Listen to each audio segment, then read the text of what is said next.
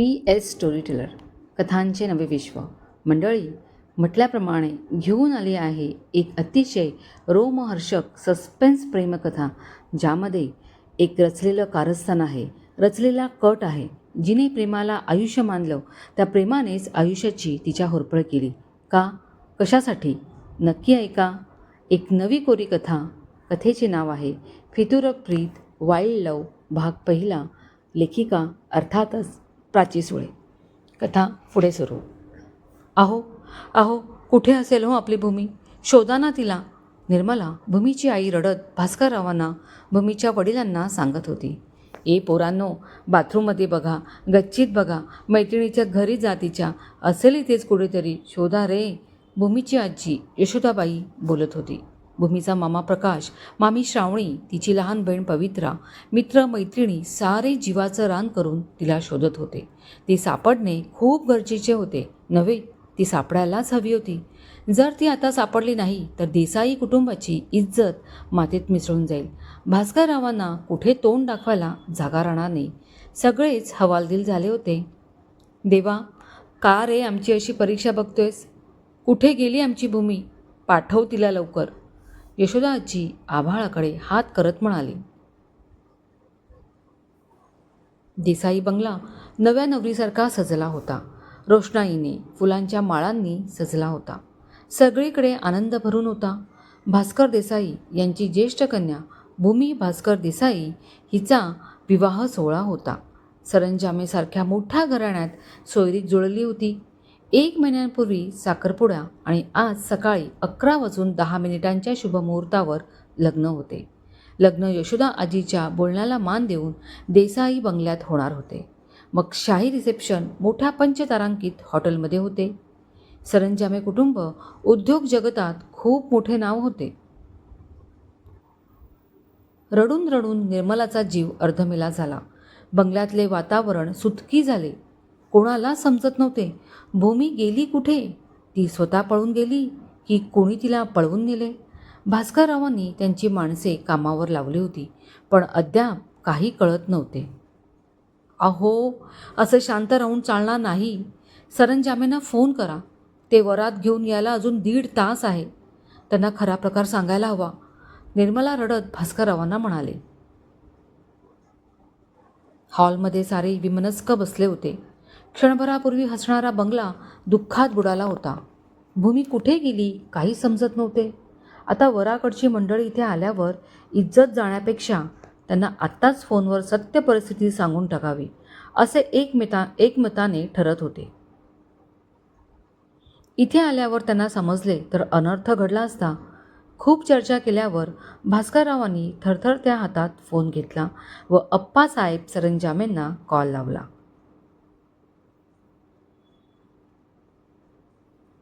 पाहूया थोड्या वेळापूर्वी काय घडले होते. ओ हो, मर जावा, मैं तो इस सुहानी सूरत पर. काय दिसतेस ग भूमी. मी जर मुलगा असते ना तर आत्ताच तुला पळवून नेले असते. आई शपथ. भूमीची जिवलग मैत्रीण रीना बोलत होती. मेकअप आर्टिस्ट, हेअरस्टायलिस्ट भूमीला सजवत होत्या. सौंदर्याची खाण असलेल्या भूमीचा आज विवाह होता. अप्पासाहेब सरंजामेसारख्या मोठ्या उद्योगपतींचा मुलगा संग्राम सरंजामे याच्याशी तिचा विवाह ठरला होता. भूमी व संग्राम एकमेकांना चांगले ओळखत होते. कॉलेज मित्र होते ते. दोघांची पसंती ती घरच्यांची पसंती झाली आणि हे नातं जुळलं गेलं. 1 महिन्यापूर्वी एंगेजमेंट झाली व आज त्यांचा म्हणजे भूमीच्या बंगल्यात मोजक्या नातेवाईकांच्या उपस्थितीत विवाह संपन्न होणार होता. दुसऱ्या दिवशी 5 स्टार हॉटेलमध्ये ग्रँड रिसेप्शन होते. रीनाच्या बोलण्याने भूमी लाजून लाल होत होती. भूमी, संग्राम जेव्हा तुझ्या या सुंदर मुखड्याला पाहिल तेव्हा त्याचं तर काम तमामच होईल. हाय रे. रीना अजून नाटक करत म्हणाली. तिची ही अविरत चाललेली बडबड भूमी ऐकत होती आणि हसतही होती. रीना, पुरे ग आता चापलुसी करणं. माझा घसा चुकलाय. जा ना, जरा ज्यूस घेऊन ये मला. भूमी एवढंसं तोंड करत बोलली. येस राणीसाहेब, आत्ता घेऊन येते, रीना मान खाली झुकवत म्हणाली.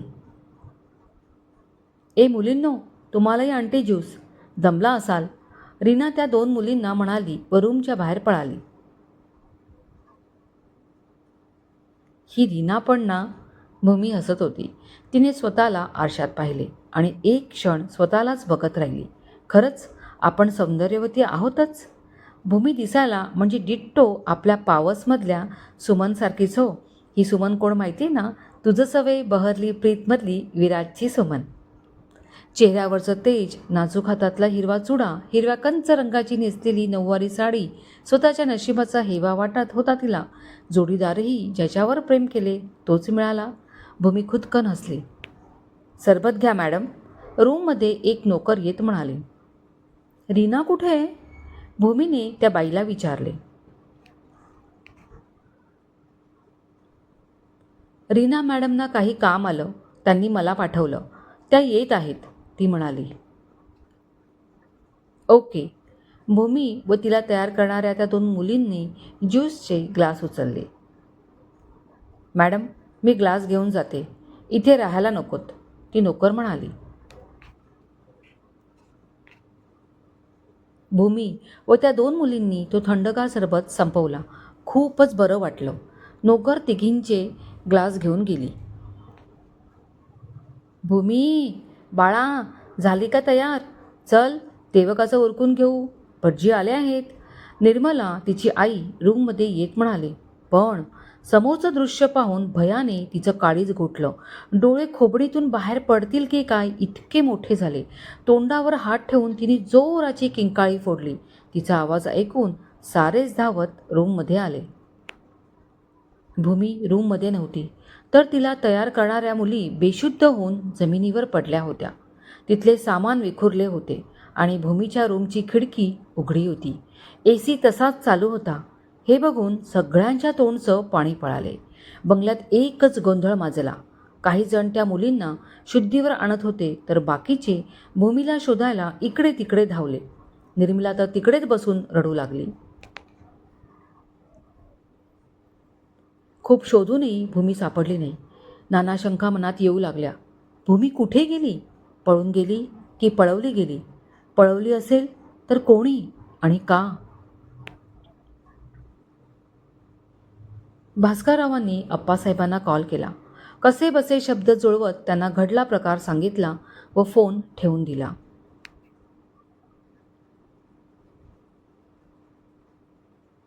भास्कर, काय बोलले अप्पासाहेब? यशोदा आजीने त्यांना विचारले. आई, अप्पासाहेब, वहिनीसाहेब आणि संग्राम इथे येत आहेत. आता काय होणार? हा एकच प्रश्न बंगल्यात असलेल्या लोकांच्या तोंडी होता.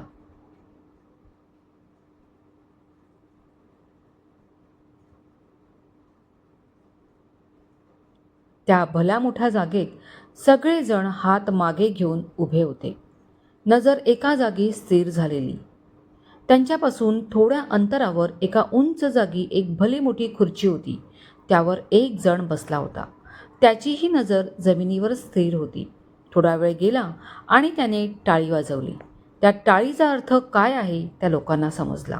2 माणसं तत्काळ पुढे आले आणि जमिनीवर त्या जागेवर जाऊन उभे राहिले. एक वार त्यांनी खुर्चीवर बसलेल्या त्या माणसाकडे पाहिले. त्याच्या डोळ्यात कमालीची दहशत होती. त्याच्या नजरेचा इशारा झाला व ते 2 माणसं पटकन जमिनीवर खाली बसले. त्यांच्यासमोर एक गोणी पडली होती. तिचं तोंड बांधलेलं होतं. त्या माणसाचा आदेश होता. पटपट त्यांनी गोणीचं तोंड उघडून ते मोकळं केलं.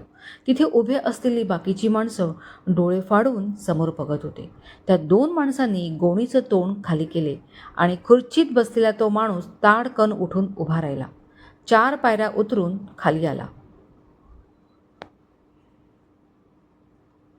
गोणीतून हिरव्या बांगड्या घातलेला गोरापान हात बाहेर पडला आणि एक अतिशय सुंदर चेहरा सगळ्यांनी पाहिला.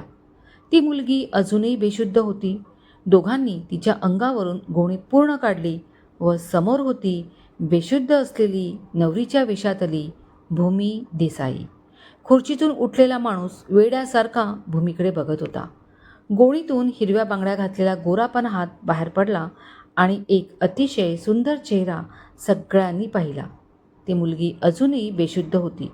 दोघांनी तिच्या अंगावरून गोणी पूर्ण काढली व समोर होती बेशुद्ध असलेली नवरीच्या वेशातली भूमी देसाई. खुर्चीतून उठलेला माणूस वेड्यासारखा भूमीकडे बघत होता.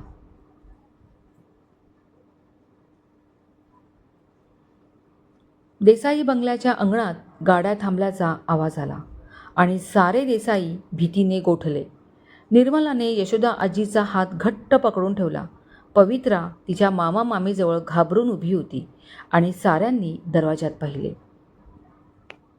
अप्पासाहेब सरंजामे त्यांच्या बाजूला उर्मिलाताई उभ्या होत्या आणि त्यांच्या पाठीमागे 6 फूट उंच हँडसम संग्राम उभा होता.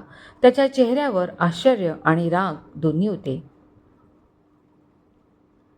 या अप्पासाहेब, भास्करराव पुढे होत म्हणाले. भास्करराव, हा काय पोरखेळ आहे? भूमी कुठे गेले? याचा अर्थ काय घ्यायचा आम्ही? अप्पासाहेबांच्या आवाजाला धार होती. त्यांची क्रुद्ध नजर सर्वांवरून फिरत होती. अहो निर्मलाताई, हे काय विचारत आहेत? उत्तर द्या. उर्मिला तिथल्या सोफ्यावर बसत म्हणाली. तिच्या बाजूला संग्राम बसला. अप्पासाहेब, कसं सांगू कळत नाहीये. नियतीने असा डाव साधला. भूमी कुठे गेले कळत नाही आम्हाला. सगळीकडे शोधलं, तिच्या मित्रमैत्रिणींना विचारले, पण कोणालाच माहीत नाहीये. वाह, काय म्हणालात? नियतीने डाव साधला. तुमच्या मुलीने तोंडाला काळं फासलं आणि म्हणे नियती. उर्मिला तणतणत बसलेल्या जागेवरून बोलली. निर्मलाने तर तोंडाला पदर लावला. उर्मिलाताई, आमची भूमी अशी नाहीये. नक्कीच तिच्यासोबत काहीतरी चुकीचं झालं असणार. तिला कोणीतरी पळवून नेले. कोणी पळवून नेले नाहीये, ती स्वतःच पळून गेले, तिचं तोंड काळं करून. उर्मिला अजून आग ओकत म्हणाली.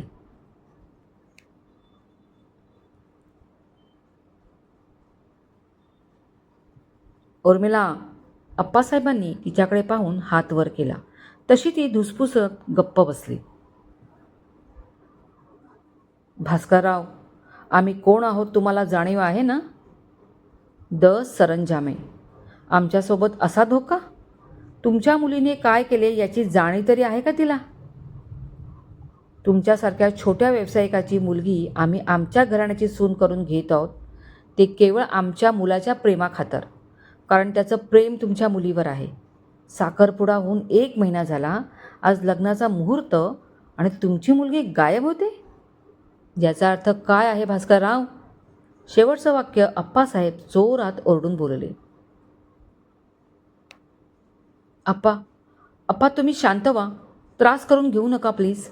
संग्राम उठून त्यांच्याजवळ गेला व त्यांना सोफ्यावर बसवत म्हणाला. भास्करराव शरमेने झुकले. त्यांच्या डोळ्यातून अश्रू वाहू लागले. ज्या मुलीने आपल्याला हा दिवस दाखवला, आपली इज्जत धुळीला मिळवली, त्या भूमीचा त्यांना भयंकर राग आला. का असं वागली ती? त्यांचं मन आक्रोश करत होतं.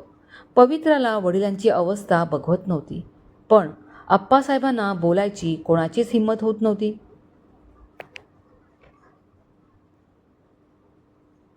बाबा, ही वेळ विचारायची नाही, पण भूमी असं वागेल वाटलं नव्हते. का ती अशी वागली? मी काय कमी केलं तिच्यासाठी? कॉलेजपासून तिच्यावर प्रेम केलं. तिचंही माझ्यावर प्रेम होते. पण जर फसवायचंच होतं तर असा खोटा बनाव का केला? कोणा दुसऱ्याबरोबर का पळून गेली? संग्राम भास्कररावांच्या समोर उभा राहत त्यांच्याकडे रोखून पाहत म्हणाला. संग्रामराव, भूमी कोणाबरोबर पळून गेले हे अजून समजलं नाहीये. मी तिला शोधायला माणसं पाठवली आहेत. सापडेल ती. ते कसे तरी शब्द जुळवत म्हणाले. सापडेल? पण कधी बाबा? सांगा कधी? संग्राम रागाने बेफाम झाला. त्याची जळजळीत नजर साऱ्या देसाई कुटुंबावरून फिरली. आज लग्न आहे, उद्या रिसेप्शन आणि भूमी गायब. वाह, खूप छान ड्रामा सुरू आहे. जोरजोरात टाळ्या वाजवत संग्राम म्हणाला. ठीक आहे, शोधा तुम्ही तिला. आता मी माझ्या पद्धतीने शोधणार आणि आत्ताच सांगतो, या वागण्याची तिला जबर शिक्षा मिळणार. मी देणार. हा संग्राम सरंजाम आहे. माझ्या प्रेमाचा अपमान केला आहे तिने. माझ्या आई वडिलांना मनस्ताप झाला आहे. आमची इब्रत मातीमोल केली तिने. भूमीला आयुष्याची सजा मिळेल. चला आप्पा, आई, उठ. संग्राम बिथरून बोलला. आप्पासाहेब व उर्मिला उठले. यशोदाजी, तुमच्या नातीने हे चांगलं नाही केलं. तिला भोगावंच लागेल.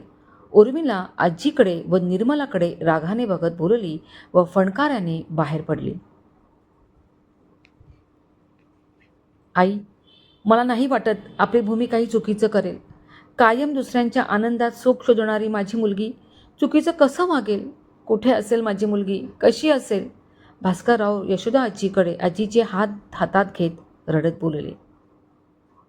हो राजा, माझी नात चुकीचं नाही करणार. देवा सांभाळ तिला, आजी दुःखाने म्हणाली.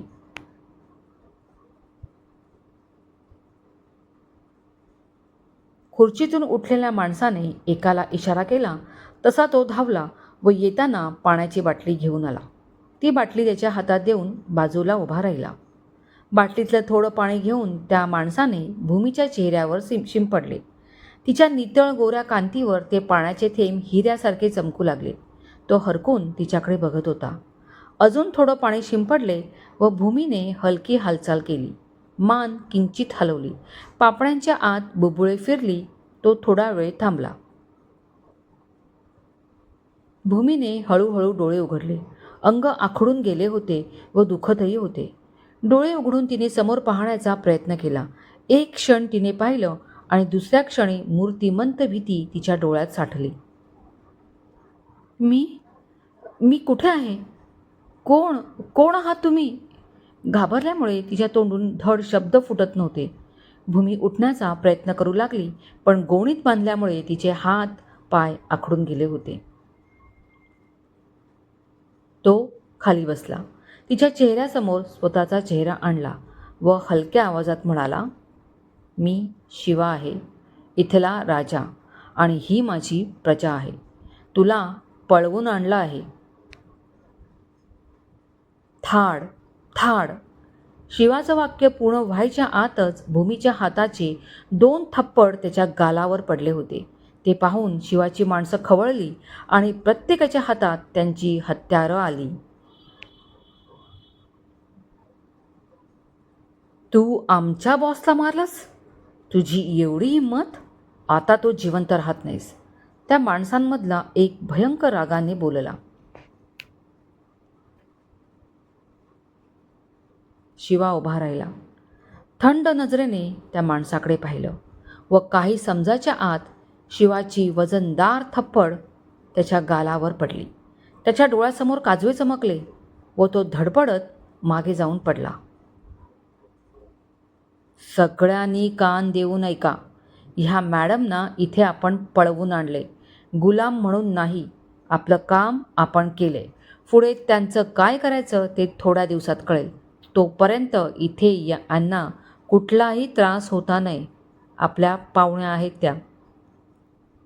आपला वाईट धंदा असला तरी स्त्रिया, अबालवृद्ध, लहान मुलं यांना कधीच त्रास दिलेला नाही आहे आणि देणार नाही.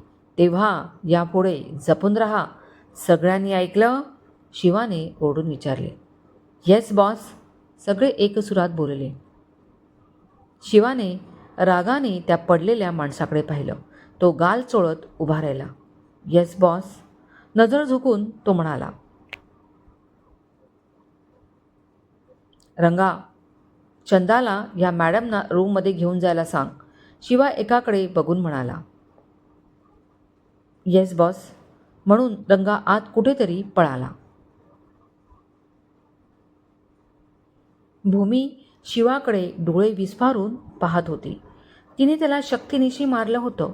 त्यामुळे तिच्या हातातल्या 2 हिरव्या बांगड्या फुटून त्याच्या गालावर खरडल्या गेल्या आणि रक्ताच्या 2 लाल किनार त्याच्या गालावर ओघळून त्याच्या भरगच्च दाढीत लुप्त झाल्या होत्या. तरी न रागावता तो तिच्या बाजूने बोलला. बोलताना त्याचा व्ही शेप जबडा आवळला होता. कठोर पण रेखीव डोळे धगधगत होते. दोन्ही खांद्यांना समांतर असलेल्या मानेवरची एक न एक शीर ताणली होती.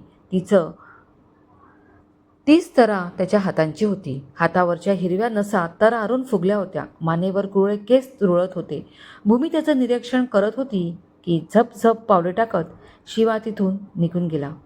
मॅडम, चला उठा. एक बायकी आवाज कानावर पडला आणि भूमीने दचकून पाहिले. एक 18-20 वर्षांची तरुणी खाली वाकून तिला हात देत म्हणत होती. क्रमश. मंडळी, या कथेचा खूप मोठा भाग टाकलेला आहे. या कथेचा आस्वाद घ्या. कथेचे सारे हक्क लेखिकेकडे सुरक्षित. कथा लिखित व आवाज प्राची सोळे. मनपूर्वक धन्यवाद.